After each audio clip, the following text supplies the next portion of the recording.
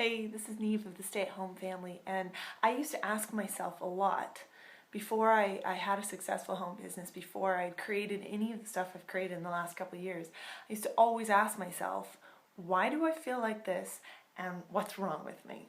So I would have these moments where I would look at my life and it wasn't the way I wanted it to be. And I would be frustrated. I would be like, well, how come I ended up here? Or I would look at online stuff. I would see different people advertising online businesses and even sharing like how they were doing it, certain strategies. And I would watch them, and while I was watching them, I'd be like, oh, that's really cool, that's really inspiring. But I would find myself not doing anything. And when I asked myself why that was, it was always because it was like, oh, well, it's not for you, Neve, you can't do it.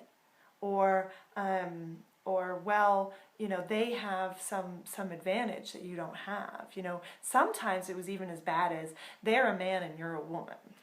Or sometimes it would be, well, you failed at this and this and this, therefore you're going to fail at that. So you see, there's these little feelings and fears and things that pop up, and we think that we're the only one who has them. Right now you might be thinking you're the only person who feels like your situation is inescapable. I remember feeling like that, being like, why does it always end up the same? So I was watching all these like law of attraction videos and listening to these audios every day, and I remember feeling frustrated because it felt like no matter what I did, I always ended up back in the same place, and it felt totally inescapable. And I really thought, I was like, I can see that there's these other people out there who are doing stuff with their lives, but that's not available for me. That's not an option for me because I'd never experienced it. So it seemed like, well, if I've never experienced it, why would I now?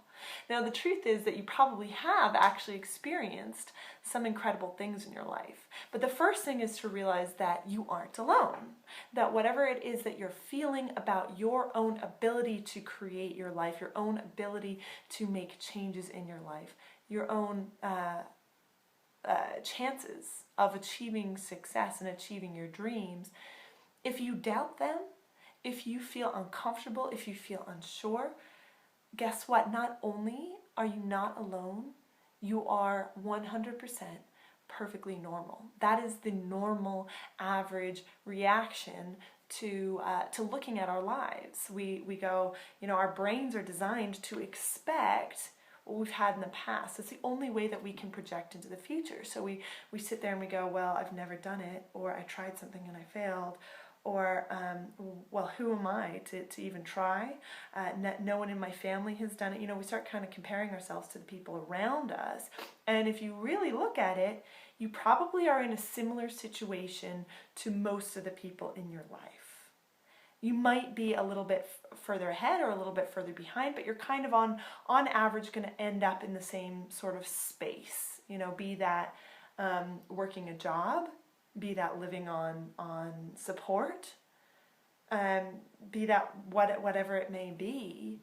Typically, we kind of end up at the same sort of income level, the same sort of lifestyle as the people around us. And that's because that's what we're comparing ourselves to, and we're going, okay, I'm normal. And we feel like that's what is possible and probable. So guess what? That's what happens because we work towards what we expect to happen.